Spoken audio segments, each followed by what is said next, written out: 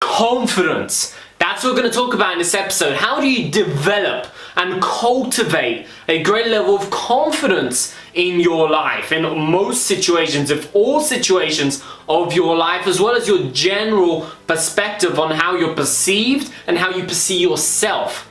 Because confidence is such a critical element and impacts so much of our learning, our results, our achievements, our successes. Hence, if we're able to step up to a new level of confidence, we're going to talk about some keys to be able to do that in your life, where you think differently, you see yourself differently, and you approach scenarios differently in your life. You'll be able to go and achieve so much more, so much faster. Because the roadblocks before, those opportunities that were open for you, will now fully open up, and you won't be shying away from them. Rather, you'll have that courage, confidence, assertiveness, commitment to step through them and achieve more.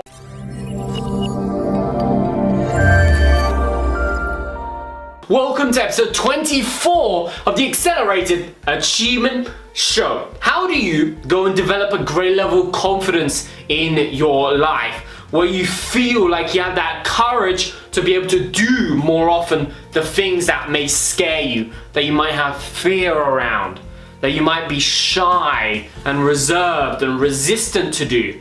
Because as much as you may watch me here, I used to be an incredibly shy kid growing up who didn't have the confidence, and for example, it was limiting me just in this very way here. I wasn't able to go and share my message because I was incredibly shy, and I didn't have that assertiveness and that confidence and that commitment to be able to portray what I knew and be able to advise and share with people. That limited my ability and limited my impact on other people. And in other scenarios, we don't have the confidence. In other words, we're let down by fear. We let fear stop us, and we don't have the confidence and the courage to make that right decision. And it's the small little moments throughout our life that impact our grand result. Hence, if you're able to be a little bit more confident in every scenario, just that little bit more assertive, more certain in every scenario, you'll be able to more often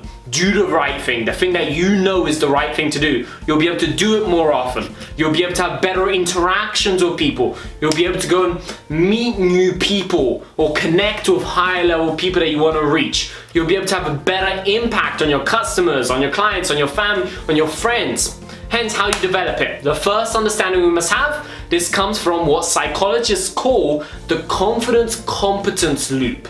That's what it's referred to in psychology, the confidence-competence loop. Essentially, it says that confidence at a certain skill, at a certain topic, comes and is correlated to our competence, or in other words, our level of skill, how good we are at it. Hence, the simplest way for us to become, for example, a more confident public speaker is to become a better public speaker. For us to become a more confident, let's say, person in social scenarios is to become a better person at understanding social scenarios and being able to interact with people and keep a conversation going and interest other people and ask great questions. All of that comes into that, and as a result, we have a great level of confidence. If someone lacks the confidence to go and approach that man or woman that they want to go and approach, that often stems out of their lack of ability, that lack of clarity. They don't know what to say, and they doubt their own skills, their own competence to be able to go and get the result that they want. Hence, that's what it stems out of. So the first understanding, the confidence-competence loop. If you increase your level of competence at something, naturally, your level of confidence will rise as well. If you become better at the sport of tennis, you'll become more confident. You'll be able to step out onto that game, into that match, that tennis match, with a great level of confidence and certainty that you're going to be able to get the result that you want. And you're going to play more confidently because you know you've put in that the hours to train, to cultivate your skill. And as a result, higher skill equals higher confidence and self-belief when it comes to that topic, that situation. Hence, how can you train? How can you, behind the scenes, while people may not be watching you, how can you put in more training to develop your skills, to put yourself in those situations to train how you're going to interact with them to be more confident. And then as a result, that loop then says that greater confidence increases learning and then increases competence, meaning skill. And it's an endless cycle. Greater confidence equals greater competence. Greater competence equals greater confidence. That's what it's referred to in psychology, confidence, competence loop. And it's able to explain why people, when they're starting out, they're not confident at the new topic or skill they're learning, but as they become better, they become more assertive, more certain, more confident at it. Hence, action step number one is, okay, how can you train behind the scenes, develop your skill to then develop your confidence, and understand that confidence will naturally arise to a higher level as you become better, as you become more skilled, as you become more gifted, more talented, have a greater ability at what you do. That's the first thing. But then it moves us on to the second, more underlying level of confidence. And its confidence comes from this understanding that it's not about the perfect situation. People think that confidence comes from knowing, hey, everything in my life is perfect, it's great, and it's gonna be great right now. People think that if things around them are going great, if their career is going great, if their health is going great, if their relationships are great, then they have a great level of confidence. But rather, greatest levels of confidence come from understanding that even if you lost everything, you would be able to gain it back. Those deeper level, intangible qualities stem and bring out the greatest confidence. For example, let's say you're a sailor on the sea. The most confident sailor isn't going to be the one who's sailing when it's a sunny, beautiful day. That's not going to be the most confident sailor. The most confident sailor is going to be the one who, no matter what the weather is, even if it's a hurricane, or even if it's very, very windy, will be able to still handle it. Meaning confidence comes from knowing that, hey, no matter what comes out of this, no matter what chaos might break loose, I can still handle this and I can still get the result that I want. That's where confidence comes from. And people think, hey, I will be more confident when my health and my career is sorting out. Rather, think about this. Think about, hey, if you want to cultivate greater confidence, how can you, even if everything in your life fell apart? I know probably won't, and it's not optimistic to think about that way, but if everything did, what would you be able to do? Hence, if you back down that worst case scenario, you'll naturally have a greater level of confidence because there's not so much fear anymore. Again, the most confident sailor will not be the one that's sailing on a beautiful day, but rather will be the one that no matter what the weather is, they're still confident because they know they can handle it even if massive wind breaks out or something on the other side, some chaos breaks out, something breaks on the boat. They know they can handle it. And it again links back to point number one, greater competence, greater skill leads to greater confidence. So number one, confidence, competence loop. If you're able to understand that and then develop your skills, you'll naturally ascend to greater levels of confidence. Number two is about this underlying self-belief, knowing that you can handle stuff even if stuff goes wrong. Hence, think about that. I know in today's world we live in this place where negativity is something bad, but negativity actually serves us at times. It's supportive. It warns us of things going around. Hence, be like a wartime general. Be like a military strategist where you're able, no matter what happens, you have a plan that you're able to execute on it.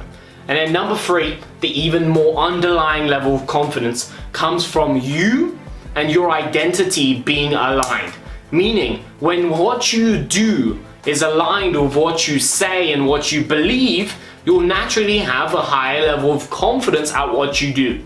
Compared to if you're acting, if you're pretending to be someone that you're not, you'll have a lower level of confidence. Hence, when how you see yourself inside your mind is congruent, meaning it's aligned with what you're actually doing, then you'll naturally have a higher level of confidence. And we see this in social scenarios where someone begins to talk about something they love. If they begin talking about something that they love, suddenly They talk a little louder. They talk a little bit more assertively. They talk with a little bit more passion, which all transcends into confidence in them. Their fear goes down because they're talking about something they're deeply passionate about. They're aligned with them.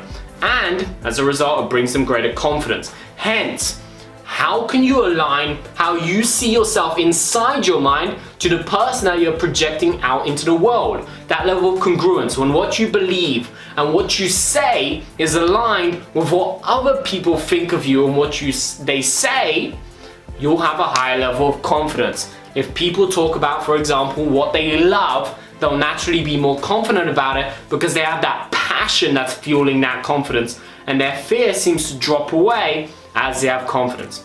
And last final understanding here, number 4, is that confidence comes when we're able to deal with fear efficiently, effectively, when we're able to react to fear and failure. Hence, if you're able to cut out the loss of failure, the negative emotions tied in with your failures in life, and we all have failures, it's part of living. It's said that a person who has never failed is someone who's never done anything in their life, who's never actually lived fully in their life. If you're able to view failure and fear more positively, if you're able to look at failure and go, hey, my failures are my failures, and equally my failures are things that I can learn from. If you're able to view failure as a positive in your life, and this is a big pattern of the world's highest achieving people, they view and react to failure more optimistically, more effectively. If you're able to deal with failure more effectively, you'll have a higher level of confidence. And if you're able to deal with fear more effectively, meaning you're able to conservatively and you're able to consciously and intentionally observe your thoughts, where you're able to realize your own fear. Most people, they get into huge fear about something, yet they don't actually realize that that fear is driving their decisions, they're driving their actions. When you're able to go, hey, okay, I'm scared right now, I have fear going on, my survival instincts are pulling me back from having confidence at this right now. When you're able to be aware of that, now that opens up the opportunity for you to deal with that fear better and be more confident. So again, a summary over here. Number 1, confidence competence loop. Greater competence, greater skill at what you do, the more you know about your craft, the more you've trained your craft, the greater confidence you'll have. And then the other points we talked about, how the sailor that's in the perfect weather isn't the most confident one. Rather, it's the one that knows that if all hell broke loose, just like the CEO that knows if all hell breaks loose, they're still able to get the result that they want. They're able to deal with it effectively. And then we talked about fear, how it controls our decisions, and when we become more aware of it, we're able to tap into it, confidence better, cultivate it more in what we do, and about that alignment. If you're able to align how you see the world, what you believe, what you say, with what you actually do, if you're able to immerse yourself more in your passion, you'll cultivate a great level of confidence in your life. Not just in the individual situations, but in your general life, you'll be able to approach it with a great level of confidence and certainty, knowing that you're doing what you're supposed to do. You're doing your life's work. You're doing the things you're passionate, enthusiastic, that you want to be doing, that you won't have regrets about it. I was never a confident person. I was a shy kid growing up, but I cultivated by understanding this stuff, by understanding psychology, by understanding neuroscience, understanding how the brain works, understanding social situations and putting myself into them even if I feared them. And because of all of that, I cultivated it and I started sharing this stuff. And this is the stuff that drives confidence. If you're able to apply these few simple things we talked about right here in this episode, you will be able to cultivate a great level of confidence, of certainty, of assertiveness in your life. And if you enjoyed this episode, make sure you like and then comment below with your biggest takeaway, what you learned, or even if you knew all of this stuff, if you've already done a lot of research about confidence, what was the big reinforcement like, yes, I should be doing more of that? Write it down in the comments below and then share this out, especially to those people that need this, that were like me many years ago, shy, reserved, not willing to speak their voice, not willing to do the right thing because of fear would stop them. Share this episode out with other people, and stay tuned for more episodes of the Accelerated Achievement Show, helping you accelerate your achievement. Achievement accelerated with the Accelerated Achievement Show.